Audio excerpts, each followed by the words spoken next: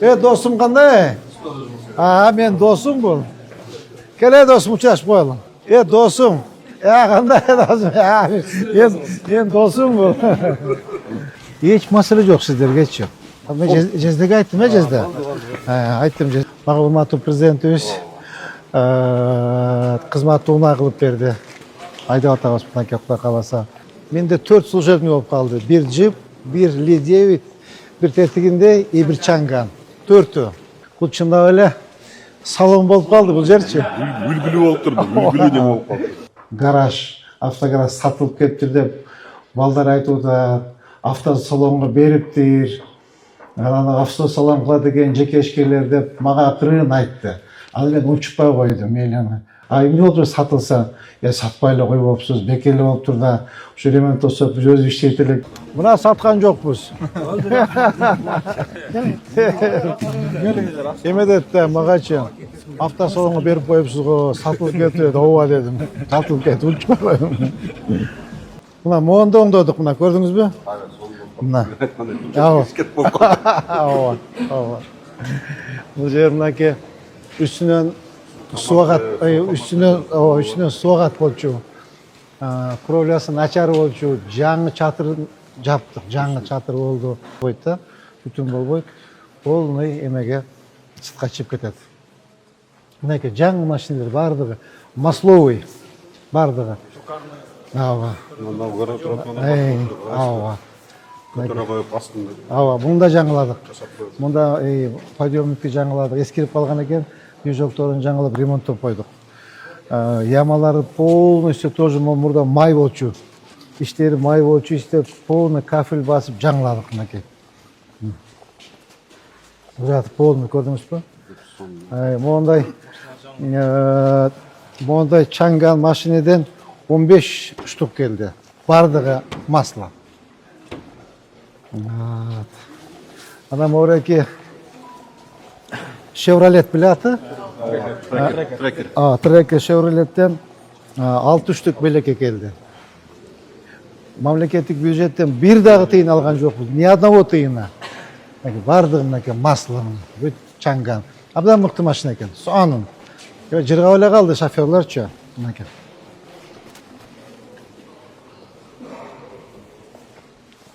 Бул чындап эле салон болуп калды бул жерчи. Үлгүлүү болуп турду. Үлгүлүү неме болуп калды. Бизде мамлекетибизде эмеде жок. Башка гараждарда жок. Башка гараждарда эмелерде жок. Почта эле. Почта Кудай кааласа. Мону урматтуу президентибиз кызматты оңой кылып берди. Айдап атабыз мынакей Кудай кааласа. Мен орынбасарларыма, аппарат башчыма бардым, жаңы масловый электромобилдерди алып келдик. Булардагы бюджеттен бир тиын кеткен жок.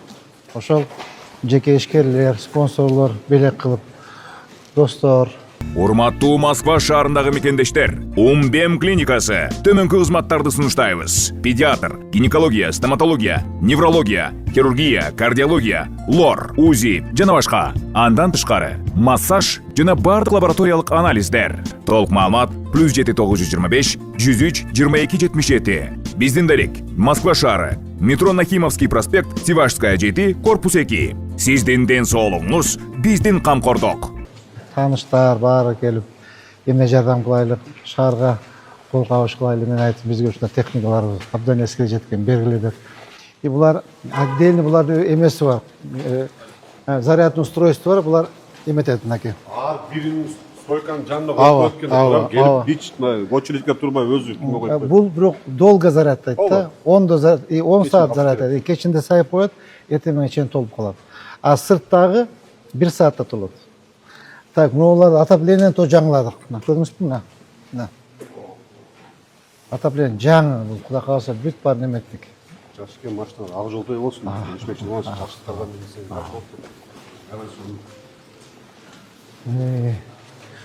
Мына булар баардыгы масловый.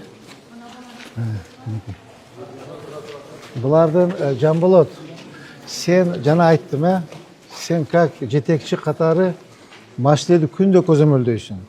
Даже менин машинелерим, менин кызматтык унааларымдагы кайчы жерде турат, саат канчада келди, саат канчада кетти. Орун басарлардын бардыгын, начальник бап, аптадын бардыгын эртең менен как положено чип келиш керек, жумушка кечинде алып келип коюш керек. Түшүндүңбү? Ошондо гараждын көркү ачылат. Ошондо гараж окшойт. Машиналар келип, мойка бар, жууп, тазалап коюп коет, эртең менен жумушка кеткенде минип кетет. Бир дагы выходной күнү, жума күнү кечинде бүгүн допустим, жууп койду, кечинде жумуштан кийин болду. Суббота, базар дем алыш, понедельник келет. Никто не ездит. Никто. Түшүндүңүз, а? Мону масло деп кошуп койдум, бул масло эмес, бирок почти масло. Буларда бизде эмелер бар да, эме маптар бар, тиги муниципалдык, аймактык башкармалыкчы. Аларга бирден служебный машина бердим, анан булар кичине өйдө төмөн өздөрүнүн оокаттары бар, ташыганы чаканыраак ушундай машина болсо дегенден мындан 9 штук алып бердик. 9 штук. Так.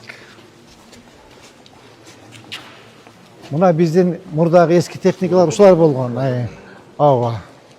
Могу эменин машинеси болчу. Бул ким машинеси? Ооба. Сонбек Алмаш машинеси болчу, служебныйсы. Тети гараждыкы болчу, Так, эменики, могу кимдики болчу?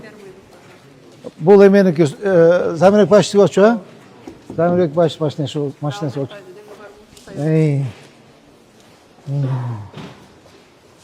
Могу эме болчу, тиги, ОМС болчу, ОМС. Могучу? Сиздики эле могу? Могу, мынакей. Ушундай эскилиге жеткен машиналарда жүрүшкөндө бардыгы эски, мотор эме, ушундай болчу. Зато мына Кудай кааласа жаңы, сонун, заманбап. Душу менен мынакей. Бул жакта душ, бул жакта туалет менен. Ооба, бардыгын жасап койдум. Ал жакта отдельный туалет.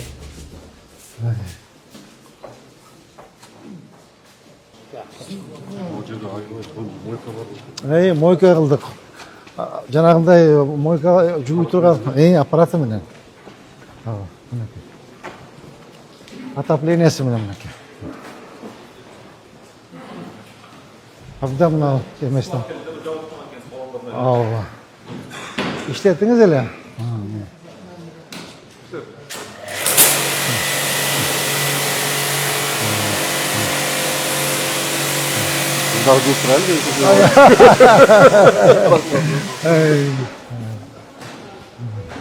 Bir жагынан заезд болсун деди. Мен Элчен Гүзалович менен сүйлөштүм. Эч маселе жок сиздергечи. Как пользовались, так и пользуйтесь. Кирип, машиналарды коюп, жууп, тазалап, дем алып, эч маселе жок. 1 грамм. Мурда кандай болсо ошондой. Мен жездеге айттым, жезде. Айттым жезде. Биз мындан 3,5 жыл мурун жол кырсыгына кабылып, балам ушинтип баса албай калган. Башынан 3 жолу операция болуп. Азыркы учурда аппарат менен жашап жатат. Жашы 4 жашта азыр. Турцияга операцияга алып барыш керек болгондуктан сиздерден кайрылып, жардам сурап кайрылып жатамын. Акча каражатыбыз жок болгондуктан сиздерден жардам сурап кайрылдык. Баламдын басып кетүүсүн каалайм, мен дагы көптүн катарында ойноп күлүүсүн каалайм. Сиздерден сурандарым, кайдыгер карабаңыздар, 5 сом, 10 сом болсо да жардам берип кетиңиздер. Буга чейин 3 жолу операция болгон, мындан алдын дагы сиздерден жардам сурап кайрылганбыз. Бул акыркы операциясы бизге $45,000 каражаты керек болгондуктан бизден андай сумма жоктугуна сиздерден жардам сурап кайрылдык. Ооба. Бул директордуки. Только мына эмеректери эски, жаңылап беребиз. Ысык. Ооба. Бизде отура беребиз, кенен эч кыжат. Силой көрдүңүзбү? Досум кандай? Мен досум бул. Келе досум, учурашып коелу. Досум, Кандай досум? Мен досум бұл. Менде 4 служебный болып қалды. Bir джип, bir Ли-9, bir тетігінде и bir чанган. 4-ü.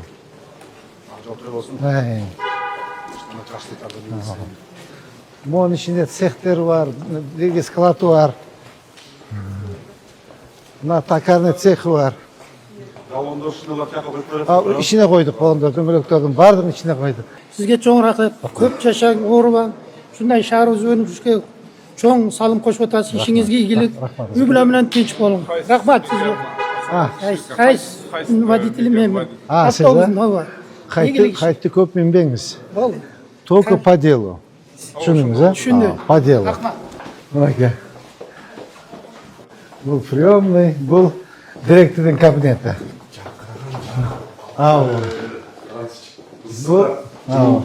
Жылу, уютный. Құда қаласа, ұшындай имараттарды. Кейін емелердің бардығы, атын кем өлесен? Жамболот. Емелектерді жаңылап бересің. Жаңылап, облыстықта жаңылап бірдей болып тұрсын, мақұл? Единый болып тұрсын. Бұл намазхана, намазхана.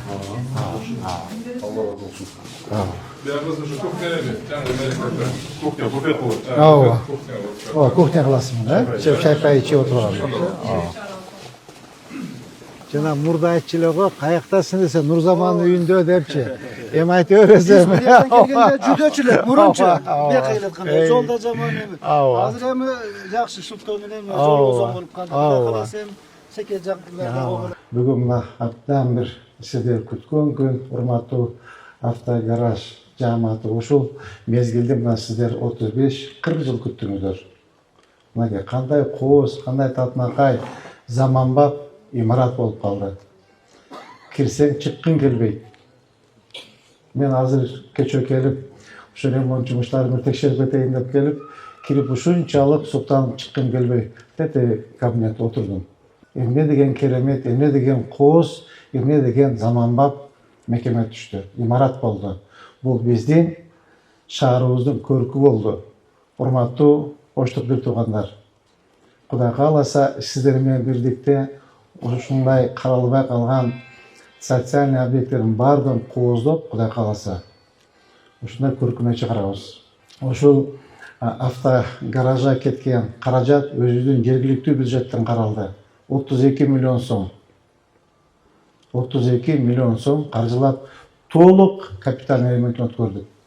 Мунун чатыры жок болчу, ысытуу системасы жок болчу, суу жок болчу, канализация жок болчу, шоферлордун отурган жери абдан муздак болчу, мойкасы жок болчу, туалет жок болчу, площадка жок болчу. Абсолютно, кечөө биздин урматтуу төрөбүз айтты, жок болуп кеткен здание болчу. Мынакей сонун кылып, кооз кылып оңдоп койдук. Ошондой эле дээрлик эскиликке жеткен техникалар болчу. Азыр мына ичинде тизип койдук, көрөсүңөр. Толук 12 техника болчу. Бардыгы эскиликке жеткен техника болчу. Алардын бардыгын жок кылдык. Жаңы заманбап азыркы мезгилде 38 жаңы техника келип мына гаражда турат. Колдонуп атабыз.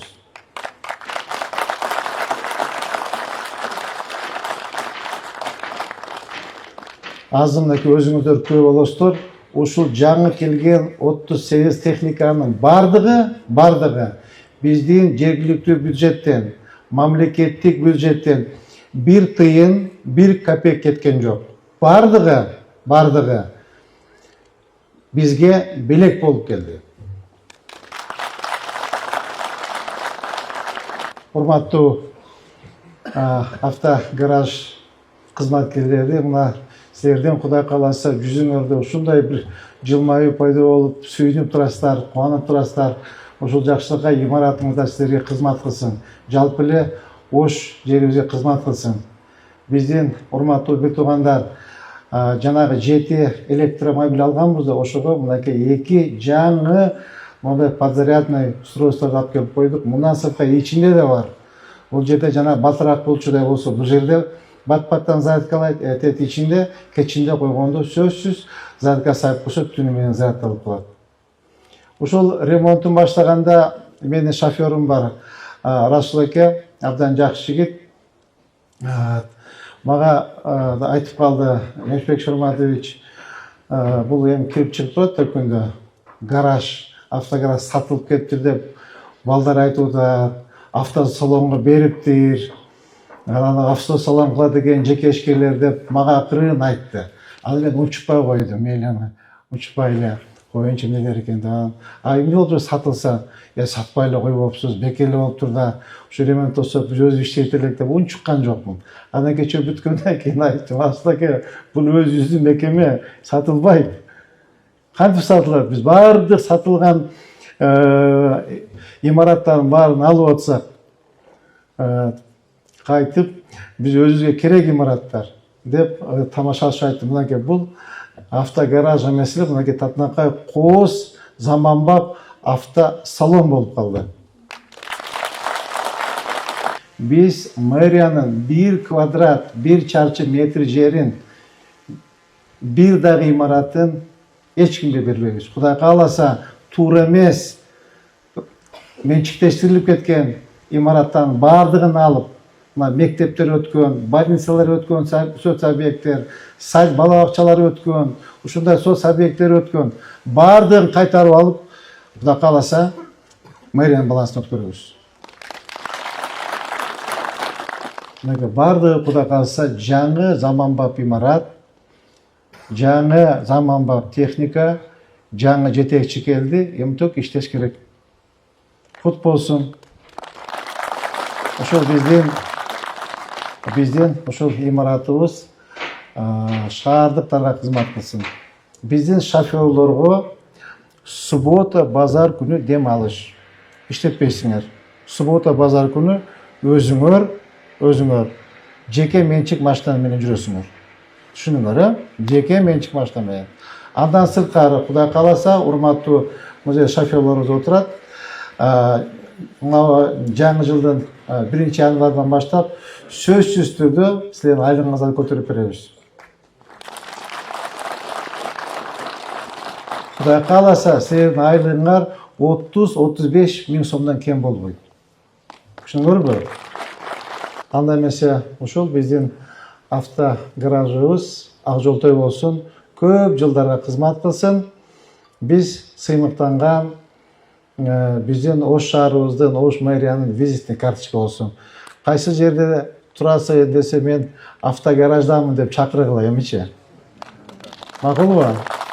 Мурда жашырчылыгыңарга каяктасың десе тиги Нурзаман үйүндө да чилиңер, Нурзаман үйүнүн жака белинде турам, перекресток деп ачылыңар, гараж деген уялгандан. Эми тартынбай айткыла, коркпой. Мен автогараждамын деп, мен автосалондомун, кел деп чакыргыла. Куттуктайм, кут болсун. Рахмат чоң.